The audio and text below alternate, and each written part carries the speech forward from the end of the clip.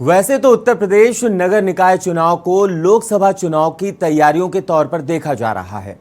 चाहे सत्तारूढ़ भारतीय जनता पार्टी और उसके सहयोगी दल हो, विपक्षी दल समाजवादी पार्टी, बहुजन समाज पार्टी या फिर कांग्रेस हो, हर राजनीतिक दल के लिए संगठन के लिहाज से ये चुनाव बेहद महत्वपूर्ण है।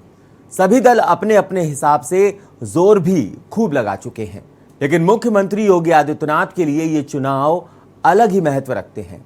यह पहला चुनाव है जो बीजेपी अकेले योगी आदित्यनाथ की अगुवाई में लड़ रही है।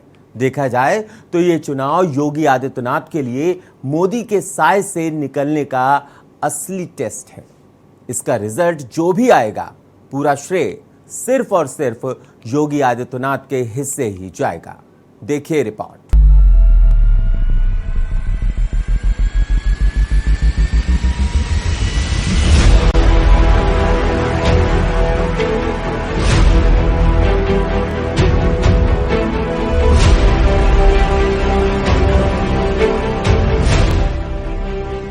यूपी निकाय चुनाव का मतदान हो चुका है और अब इस चुनाव का परिणाम 13 मई को घोषित हो जाएंगे। निकाय चुनाव के नतीजे सत्तारूढ़ पार्टी बीजेपी के लिए लोकसभा चुनाव का सेमीफाइनल माना जा रहा है। यही वजह है कि प्रचार के दौरान बीजेपी ने मतदाताओं तक पहुंचने की पूरी कोशिश की है। इस चुनाव में बेहतर प्रदर्शन करना विपक्ष के लिए भी उतना ही जरूरी है, ताकि वो साल 2024 के होने वाले लोकसभा चुनाव से पहले खुद की तैयारियों को अच्छे से आंक सके। यही कारण है कि समाजवादी पार्टी के अध्यक्ष अखिलेश यादव ने अलग अलग जिलों में जाकर निकाय चुनाव के लिए वोट मांगे हैं। ये नया उत्तर प्रदेश है। इस नए उत्तर प्रदेश को उसकी पहचान दिलाने के लिए आज जो कार्यक्रम हुए हैं, आज उत्तर प्रदेश में नो कर्फ्यू नो दंगा, यूपी में है सब दंगा। आज कर्फ्यू नाम की कोई बात सुनते हैं आप लोग? आज कोई दंगा होता है? आप भाइयों बहनों, दंगा और कर्फ्यू नहीं, कोई उपद्रव नहीं। आज जो उत्सव हो रहे उत्सव, कहीं दीपोत्सव, कहीं दीपावली का उत्सव, कहीं रंगोत्सव, ये सभी हमारी पहचान बन रहे हैं। हर जिले में उत्सव किए जा रहे हैं। हर जनपद का, हर नगर का महोत्सव ये उसी उत्सव के प्रतीक है। और इसीलिए उत्तर प्रदेश में उपद्रव नहीं, उत्तर प्रदेश में अब उत्सव का माहौल है। विकास की एक प्रक्रिया को आगे बढ़ाने का कार्य हो रहा है। ये बीजेपी की भाषा है। एक महिला को इस तरह कहना, ये बीजेपी की भाषा है, मुख्यमंत्री की भाषा है। और ये नफरत से चुनाव जीतना चाहते हैं, समाज को बांट के चुनाव लड़ रहे हैं। आपको बजरंग दल को बैन करने की बात कही थी। अरे भाई क्या बातें कर रहे हो? बजरंग बली को कौन बैन कर लेगा? कौन बैन कर लेगा? अगर योगी जी भी चाहेंगे तो नहीं बैन कर पाएंगे। निकाय चुनाव में क्या लग रहा है? निकाय चुनाव में कूड़े के साथ साथ बीजेपी की सफाया। दिल्ली में 100 में 75, हमारे 25 में बंटवारा, उसमें भी हमारा। ये 100 में 75 में पिछड़े दलित और मुसलमान हैं। क्या उनकी बातें कर रहे थे? बड़ी खुशी की बात है।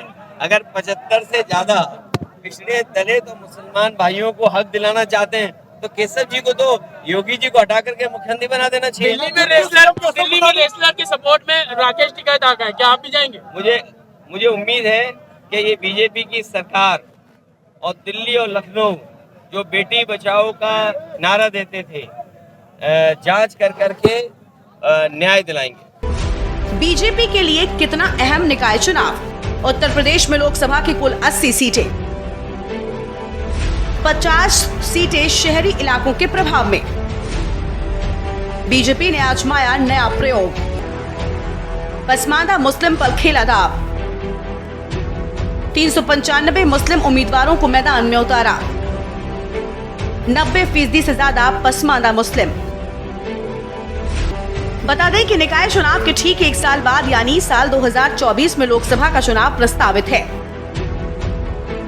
उत्तर प्रदेश में लोकसभा के कुल 80 सीटें हैं, जिनमें से 50 सीटें शहरी इलाकों के प्रभाव में हैं। निकाय चुनाव में जीत दर्ज करना सभी पार्टियों के लिए बेहद अहम है, क्योंकि इसके नतीजे लोकसभा चुनाव का गणित बदल सकते हैं। भारतीय जनता पार्टी अगर अपने सबसे बड़े सूबे में अच्छा प्रदर्शन नहीं कर पाती है तो इसका असर लोकसभा चुनावों में दिख सकता है। यही कारण है कि निकाय चुनाव में बीजेपी ने कई नए प्रयोग किए हैं। पार्टी ने इस बार सबसे बड़ा प्रयोग मुस्लिम उम्मीदवारों को मैदान में उतार कर किया है। निकाय चुनावों में भारतीय जनता पार्टी ने कुल 395 मुस्लिम उम्मीदवारों को मैदान में उतारा, जिसमें से 90% से ज्यादा पसमानदा मुस्लिम है। भारतीय जनता पार्टी पहली बार इतनी बड़ी संख्या में मुस्लिम उम्मीदवारों पर दांव खेला है। ऐसे में अगर निकाय चुनाव के परिणाम में बीजेपी बेहतर प्रदर्शन करती है तो एक नया सामाजिक समीकरण बनेगा और बीजेपी का पसमानदा मुस्लिमों को अपनी तरफ लाने का प्रयास सफल माना जाएगा। वही साल 2022 में हुए विधानसभा चुनाव और निकाय चुनाव में मुस्लिमों के जिस समुदाय की सबसे ज्यादा चर्चा हुई है वो है पसमानदा मुस्लिम। पसमानदा मुस्लिम दलित और पिछड़े मुस्लिमों में आता है। इनकी आबादी मुस्लिमों में सबसे ज्यादा है, यानी राज्य के कुल मुस्लिमों का करीब 80% आबादी पसमानदा मुस्लिमों की है। दरअसल पसमानदा फारसी का शब्द है और इसका मतलब है पीछे छूट गए लोग। देश भर के मुसलमानों में सबसे ज्यादा संख्या पसमानदा मुस्लिमों की ही है। ऐसे में ये समुदाय राजनीति के लिहाज से बड़ा अहम हो जाता है। आने वाले लोकसभा चुनाव में भारतीय जनता पार्टी की नजर इन्हीं मुस्लिमों के 80% संख्या पर टिकी हुई है। पसमानदा मुस्लिमों के बीच अपनी जगह बनाने के लिए भारतीय जनता पार्टी और आरएसएस के नेता पिछले कुछ सालों से लगातार मिशन में जुटे हैं। इनका कारण ये है कि पसमानदा मुस्लिमों को पिछले कई दशकों से तमाम दलों ने न सिर्फ इस्तेमाल किया बल्कि हाल ये है कि पसमानदा मुस्लिम हर मोर्चे पर आज पिछड़े हुए हैं। ऐसे में भारतीय जनता पार्टी इस मौके को भुनाना चाहती है। बीजेपी की कोशिश है कि इस वर्ग के हितों की बात करके इसे अपने पाले में लाया जाए। भारतीय जनता पार्टी ने पिछले नगर निगम चुनाव में बेहतर प्रदर्शन किया था, लेकिन नगर पालिका और नगर पंचायत में पिछड़ गई थी। इस चुनाव में भारतीय जनता पार्टी को सपा और निर्दलीयों ने कड़ी टक्कर दी थी। नगर पंचायत अध्यक्ष के चुनाव में निर्दलीय बीजेपी से 2 गुना ज्यादा जीते थे। इस बार सपा और बसपा ने विधानसभा चुनाव के बाद से ही तैयारी शुरू कर दी थी, जिसके चलते बीजेपी की चुनौती बढ़ गई है। 2014 के बाद शहरी सीटों पर अमूमन बीजेपी का ही वर्चस्व माना जाता है, खासकर हिंदी बेल्ट में। सपा अगर निकाय चुनाव में बेहतरीन प्रदर्शन करती है तो इसका बड़ा असर होगा। प्रदेश में नगरीय निकाय चुनाव में लखनऊ नगर निगम सबसे हॉट सीट मानी जा रही है। पूर्व प्रधानमंत्री अटल बिहारी वाजपेयी के संसदीय क्षेत्र होने के चलते इस सीट पर हमेशा से ही बीजेपी का दबदबा रहा है। इस बार लखनऊ नगर निगम सीट महिलाओं के लिए आरक्षित है। इसके लिए यहाँ बीजेपी ने महिला मोर्चा से जुड़ी रही सुषमा खरकवाल को मैदान में उतारा, तो वहीं सपा ने यहाँ से वंदना मिश्रा को टिकट दिया। वंदना मिश्रा बीजेपी को टक्कर देने के लिए एक बेहतरीन प्रत्याशी हैं। वो सबसे ज्यादा पढ़ी लिखी उम्मीदवार हैं। ऐसे में जो एंटी बीजेपी वोट है वो सपा को ही जाएगा। अगर मेयर सीट पर सपा जीतती है तो शहरी इलाकों का समीकरण बनेगा। कानपुर, गोरखपुर, अलीगढ़ समेत कई जगहों पर सपा की स्थिति पहले की तुलना में काफी सुधरी हुई बताई जा रही है। अखिलेश के नेतृत्व में अग्नि परीक्षा, सपा का मुस्लिम, यादव, दलित, ब्राह्मण समीकरण। 2022 के विधानसभा चुनाव के प्रदर्शन से उम्मीदें। वोटों के मामले में 2022 में बेहतर रहा प्रदर्शन। निकाय चुनाव में अखिलेश ने झोंकी है पूरी ताकत। अब बात बीजेपी की प्रतिद्वंदी सपा की। नेताजी मुलायम सिंह यादव की गैर मौजूदगी में ये चुनाव हो रहा है। ऐसे में अखिलेश यादव के नेतृत्व की अग्नि परीक्षा है। बता दें कि निकाय चुनाव के परिणाम में अगर समाजवादी पार्टी बेहतरीन प्रदर्शन करती है तो इसका मतलब साफ होगा कि सपा को मुस्लिम, यादव, दलित और ब्राह्मण वोटर्स का साथ मिल रहा है। दरअसल साल 2022 के विधानसभा चुनाव में अखिलेश यादव की अगुवाई में समाजवादी पार्टी भले ही बहुमत हासिल नहीं कर सकी, लेकिन वोटों के मामले में ये उसका बेहतर प्रदर्शन रहा। निकाय चुनाव को लेकर भी सपा ने तैयारी काफी पहले से ही शुरू कर दी थी। इसके लिए समाजवादी पार्टी ने पहले से ही अपने पर्यवेक्षक भी नियुक्त कर दिए थे। हालांकि पिछले निकाय चुनाव में समाजवादी पार्टी एक भी मेयर की सीट पर जीत दर्ज नहीं करा पाई थी, लेकिन नगर पालिका और नगर पंचायत के चेयरमैन जरूर बनाने में सफल रही थी। मायावती की फंसी सियासी साख, दलित मुस्लिम समीकरण से लगी उम्मीदें।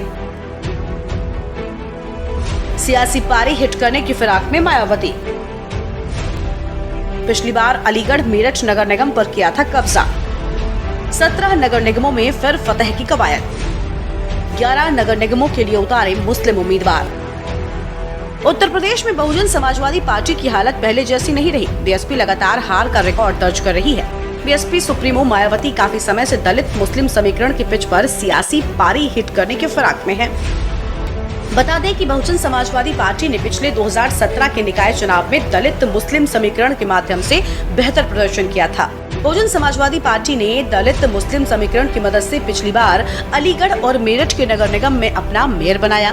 बसपा मेरठ में मेयर के चुनाव में 3 बार इसी समीकरण की बदौलत जीत हासिल कर चुकी है। साल 1995 में बहुजन समाजवादी पार्टी से अयूब अंसारी मेयर चुने गए थे। साल 2000 में हाजी शाहिद अखलाक मेयर बने और पिछले नगर निकाय चुनाव में यानी 17 में सुनीता वर्मा बसपा के टिकट से मेयर बनी। बसपा पहले भी 1995 और 2000 में मुस्लिम कार्ड खेलकर मेयर सीट जीती थी। इस बार भी नगर निकाय चुनाव में बसपा ने बड़ा दांव चला है। मायावती की पार्टी ने राज्य के कुल 17 नगर निगमों में से 11 के लिए अपने मुस्लिम उम्मीदवार मैदान में उतारे हैं। महागठबंधन का भविष्य भी तय होगा। साल 2022 में हुए यूपी विधानसभा चुनाव में एकजुटता से कामयाबी हासिल करने वाली समाजवादी पार्टी, रालोद और आसपा गठबंधन में निकाय चुनाव के दौरान दरार नजर आई। सीटों के बंटवारे से लेकर प्रत्याशियों के चयन पर इन पार्टियों के बीच नाराजगी दिखी। नगर निकाय चुनाव में अध्यक्ष के अलावा सभासद प्रत्याशियों में भी गठबंधन के कार्यकर्ता एक दूसरे के आमने सामने चुनाव लड़ रहे हैं। ऐसे में निकाय चुनाव में अब सवाल गठबंधन की साख का बन गया है। चुनाव के नतीजे गठबंधन के भविष्य की राजनीति की रूपरेखा भी तय करेंगे। चुनाव में मुस्लिम वोटर्स कितना अहम। उत्तर प्रदेश जैसे बड़े राज्य में मुस्लिम वोट बैंक हर पार्टी के लिए अहम हो गया है। इस चुनाव में कई दलों ने मुस्लिम वोटर्स को लुभाने के लिए कई वादे किए। हालांकि इस समुदाय के वोटर्स ज्यादातर मायावती की पार्टी बसपा और अखिलेश यादव को ही वोट देते आए हैं। पिछले कई चुनावों के नतीजों से पता चलता है कि मायावती की पार्टी से मुस्लिम वोट छिटके हैं। इसका फायदा बीजेपी उठाना चाहती है। बीजेपी अखिलेश यादव के मुस्लिम यादव समीकरण को कमजोर करने की पुरजोर कोशिश में लगी है। बता दें कि राज्य में कुल वोटर्स का 20% मुस्लिम है, जो अलग अलग पार्टियों में बटा हुआ है। यहाँ लगभग 140 सीटों पर मुस्लिम वोटर जीत हार तय करने में अहम भूमिका निभाते हैं। पिछले निकाय चुनाव में भारतीय जनता पार्टी ने 187 उम्मीदवारों को टिकट दिया था, जिसमें से सिर्फ 2 ही उम्मीदवार चुनाव जीते थे। साल 2022 में हुए विधानसभा चुनाव में कुल 403 में से 34 सीटें मुस्लिम उम्मीदवारों ने जीती थीं, जो कि कुल सीटों का महज करीब 8% है। विधानसभा चुनाव में जीत दर्ज करने वाले 34 मुस्लिम नेताओं में से 32 समाजवादी पार्टी और बाकी 2 राष्ट्रीय लोकदल के उम्मीदवार थे। निकाय चुनाव का गुणागणित। इस चुनाव में 17 नगर निगम, 544 नगर पंचायत और 198 नगर पालिकाओं के लिए वोटिंग हो चुकी है। साल 2017 के निकाय चुनाव को देखें तो बीजेपी ने ज्यादातर नगर निगमों में जीत हासिल की थी। वहीं 198 नगर पालिकाओं में से भारतीय जनता पार्टी को 70, समाजवादी पार्टी को 45, बहुजन समाज पार्टी को 29 और कांग्रेस को 9 पर जीत मिली थी। दरअसल 2017 के विधानसभा चुनावों से लेकर यूपी में हुए अब तक के चुनावों पर नजर डालें तो योगी आदित्यनाथ की छवि मजबूत जरूर होती गई है, लेकिन ये छवि नरेंद्र मोदी के नाम के साये में ही रही है। 2017 में योगी आदित्यनाथ जब बीजेपी की प्रचंड जीत के बाद मुख्यमंत्री बनाए गए तो उनकी अगुवाई में बीजेपी ने पहला चुनाव नगर निकाय का ही लड़ा। उस चुनाव में बीजेपी ने 16 नगर निगमों में से 14 पर जीत हासिल की थी। भले ही पीएम मोदी ने खुद इस परिणाम के बाद योगी आदित्यनाथ और उनकी टीम की प्रशंसा की थी, लेकिन इस जीत में भी मोदी फैक्टर को ही अहम माना गया था। कारण ये था कि योगी उस समय कुछ ही महीनों के सीएम थे। स्पेशल डेस्क, के न्यूज़ इंडिया।